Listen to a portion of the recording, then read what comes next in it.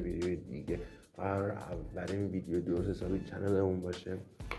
بریم با هم یه دست فوتبال خیابانی فوتسال بزنیم. تفسیر چهار آموزش شعارتون میخوام بذارم.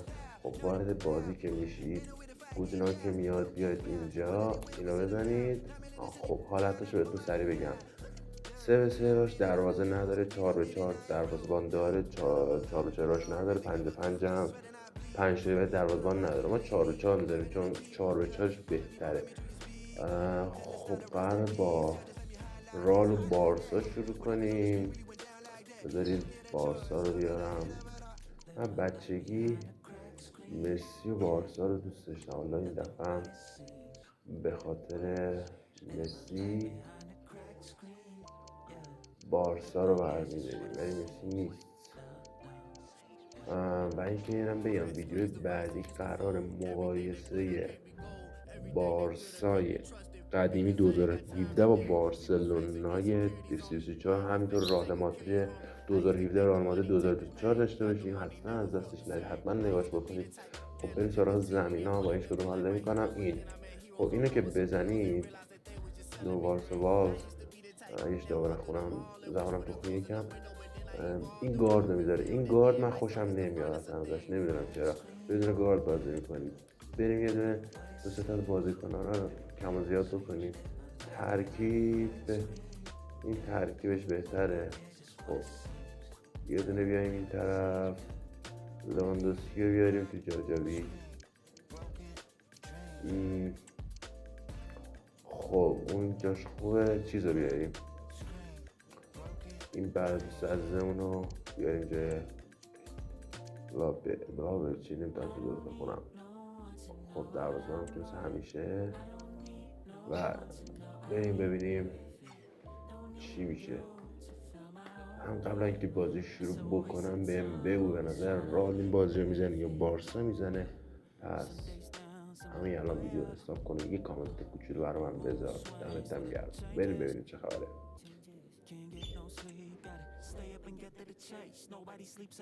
بچه ببخشید صدام یکم ناجور میاد، دارم با میکروفون گوشی ضبط میکنم. خب بازی رو شروع میکنیم. ببخشید صدای اسپیکر این جلو کم زیاده، عذر میخوام. خب یه لحظه صبر کنید بچه، من ذره صدای اسپیکر رو بیارم پایین تر، صدا کمتر میشه. خب حمله رئال مادرید رو داشتیم.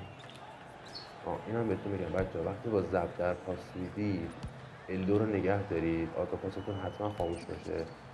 پاسا رو بهتر میفرسته. کم الان پاسو بد دادم، گمراه کننده میفرستم، قشنگ میفرسته. مثلا دم دروازه تو محبته از این پاس استفاده بکنید. الان نشونتون میدم منظورم چیه. خیلی کمکتونه برای گل زدن، خیلی زیاد. راد اشاره دیدید بدی هم داره ما میاره. رال نمیذاره بریم تو سمت دروازه. توپو گرفت، همین رو میخواستم نشون. خب مودریچ اینش شنیده بودن. اینو بخواستم بهتون بگم. یه دونه پاور شوت نداشت پاور شوت بکنم. پاورش برای زدن پاور شوت هم کافی آریک و الیک رو بگیرید و شوت بکنید. شوت ها خیلی محکمتر، دقیقتر، کلا یه ضربه خیلی بهتر میزنه. مودریچ داشتم میگفتم، حتی من شنیدم مودریچ میخواست بره النصر، یه جا نوشته میخواست بره اینتر میامی، ولی از اون طرف امباپه اگه بیاد دیگه مودریچی نیست. تو فیفا 17 ویدیوشو خواستم آپلود بکنم، حتما راجبش صحبت میکنم. گل اول خب رفتمون. خب گل اول رو زدیم. یه تجاوز به دروازه رال داشتیم. به نظرتون رال میتونه جبران کنه یه گل یا نه؟ مودریچ داره جلو. خب موقعیت میگیره. کانر شد براتون. مودریچ میزنه. لواندوسکی تو گرفت. حمله یه پاس تو این پاس آموزش براتون گذاشتم، اصلا از دستش ندید. برید نگاه کنید خیلی به کارتون میاد. این ضد حمله های مثلا اینجوری یه دونه بندازید راحت بدون آفساید و هیچی توپ رو میرسونید به مهاجمتون و گل رو حتمی میزنید. خب این اگه مثلا بهتون بگم چجوری ربات رو اضافه کنید برای گرفتن توپ. اضافه نیست 3-4 نفره هم بکنم برای گرفتن توپ از حریف. حتما برید بگید، آموزش جلو براتون میذارم. خب پاس میدید، پاس کوتاه میام عقب ببینم پاور شدن گل میشه. نداشت بزنم، لو رفت، بگاه رفت، لو نرفت. لواندوسکی شخصنی فکر نشد. فکر شدم بکنم بلدید همتون دایره زبده رو بزنید، فکر شده راحت میشه باشید دیگه، به خیلی قشنگ رو بزنید. خب مثلا خوبی نه تو گرفت پاور شد. خیلی بد زدم پاور شد، اما افتضاح زدم، بعد از عقبتر میزدم، بعد یکم بد شد، ببخشید. خب ادامه بازی مدریچ میاد میگیره. حالا کانتر من بگید که به نظرتون اگه بارسلونای 2013 با بارسلونای 24 بازی کنه کدوم میزنه؟ اینو حتما به من بگید. ممنون میشم چنل رو ساب کنید تا اینجا اومدی. خب نیمه اول تموم، خیلی بودید 60% شد، اونا 100%. خب حالا اونا بیشتر مادر دروازه ما رو گاهیدن، ولی یه گل ما اشتباه نکنم جلو میشه. یه گل بزنیم یا دو گل الان میاد این. خب دیگه رحم و مروت تمومه. نه میگیرتش لانسکی. شوتش خوب بود و میگیره. یه تک، یه پا به شوت میگیره، ولی مادرش گایده میشه تا بگیره. یه گل دیگه بزن این دفعه گل. این پاور شوت گل شد. اینو منظورم بود، گرفتن این پاور شوت ها برای دروازه رو.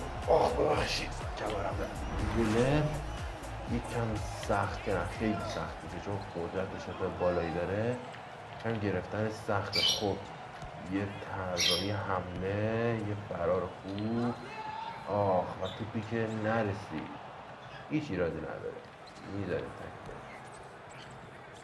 خب راستی سوال، به نظرتون فیفای قدیمی بیشتر حال میده فیفای جدید؟ من خودم خیلی وقت فیفا جدید بازی نکردم. احتمال 99% ویدیوهای بعدیمون رال و بارسای 2017 باشه. از دستش ندید، حتما چند ساب داشته باشید، زنگوله رو بزنید. ممنون میشم حمایت کنید. کانال برای شماست، برای شما خواهم همه چی رو بذارم، محتوا، آموزش، بازی، هر چی شما دوست داشته باشید میذارم. پس تو کامنت بگید چی میخواید. کلی برنامه خفن قرعه کشی، کلی چیزای دیگه داریم، پس حتما چند رو ساب داشته باشید. به محض اینکه 1000 تایی بشیم اولین قرعه کشیمون رو میذاریم و گل خوردیم. گل بدی هم خوردیم وسط صحبت ها. گردمان فشار اومد یه لحظه، هیچ ایرادی نداره. تجاوز ما هنوز تموم نشده، میزنه و میگیره. شوتر هم گرفت جون هست. خب ببینم چجوری میزنه. همینجا ببینم شوت میکنه، میگیره، ولی مادرش گایده میشه. خب بزن مادرتو ببینم. تک داشتم میگفتم. امنیت کنید، سعی کنید ساب کنید. ببخشید من که امیدم خوب نیست، احتمال نایتم ویدیو بزنم. یه کمی اومد ریزی بکنید، همه یکم بیاد بالا. قول میدم بیشتر روی ایتون وقت بذارم، خاطر اینا رو درستر بکنم. خب میگیره نش، خاطر اینا رو درستر میذارم براتون. میان جلو، یه شوت میگیره، یه شوت دیگه میگیره. بعد مادرشون خودش داره میاد اینجا. تیرک تایم دوم 56 ثانیهش مونده، تقریبا 9 دقیقه است ضبطیم. خب ادامه، برو گرفت. اگه مثلا پنالتیش هم بهتون بگم، پنالتی هم داره.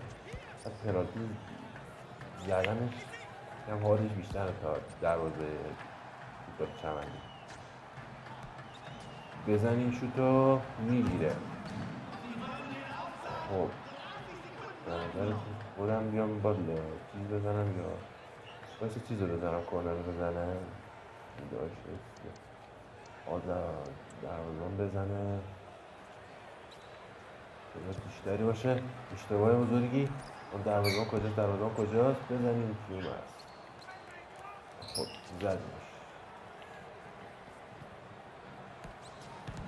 میگیره برگردون اینم میگیره. این که بودم حالا داستان شده بیتوشه. خب ببینیم مدریچ هم نه هنوز وقت هست. تمام شد بازی. خب ممنونم که اینجا رو دنبالمون کردید، ممنون که ویدیو رو دیدید. دمت گرم. حتما کانال رو ساب کن، لایک یا لایک فراموش نشه. ویدیوی بعدی حتما نگاه کن، قراره با رئال و بارسا تو فیفا 17 رو هم داشته باشیم. فیفا 17 هم فکر کنم دارم یه دونه اینجا. آره فیفا 17 دیسکی یه دونه اینجا دارم. پس حتما چنل رو ساب داشته باشید. دیگه پرحرفی نمی کنم. دمت گرم. فعلا